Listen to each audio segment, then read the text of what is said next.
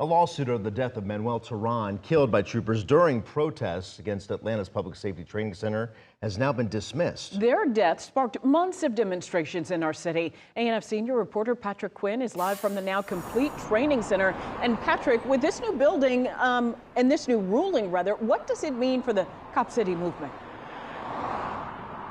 The so-called Stop Cop City movement, it is effectively over. The Public Safety Training Center, it is open every single day. It trains police and firefighters here in Atlanta. The effort to try to keep it from opening, that effort fizzled. And now this ruling, a judge sided with law enforcement, dismissed the lawsuit and ordered a clerk to close the case. Body camera from a shooting that shook many in Atlanta. Manuel Terán, who went by the name Tortuguita, killed by state troopers while protesting the building of the Public Safety Training Center, a complex to train Atlanta police and fire officers.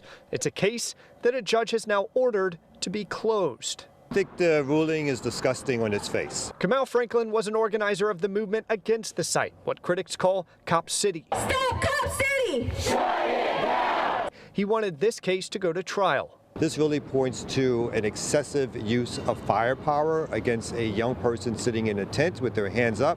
And I think any impartial judge would have saw that. An autopsy found Tortuguita had 57 gunshot wounds. On Monday, U.S. District Judge Stephen Grimberg found the officers acted, quote, objectively reasonable in shooting Terán, who was camping out in protest of the building of the training center. The judge ruled evidence showed Terán first fired, quote, several shots at the officers during a clearing operation, and the officers, Mark Lamb and Brylan Myers, had qualified immunity and were protected from liability, as was GBI Special Agent Ryan Long, who ordered the encampment clearing. In a statement, the attorneys representing the family of Tortuguita wrote, quote, our clients are devastated by the result. They feel they are being denied the accountability they deserve.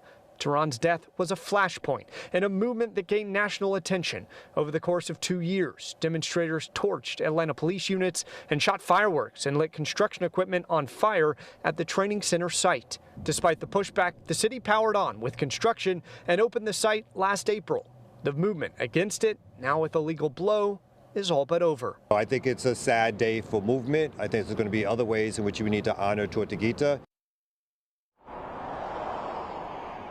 And I did reach out to Attorney General Chris Carr's office. They are representing the state troopers mentioned in this lawsuit. I also reached out to the Georgia State Patrol and the Georgia Bureau of Investigation. Those agencies did not get back to us. Now, the attorneys representing the family of Tortuguita, they said they're still reviewing all of their legal options. Outside the Public Safety Training Center, Patrick Quinn, Atlanta News First.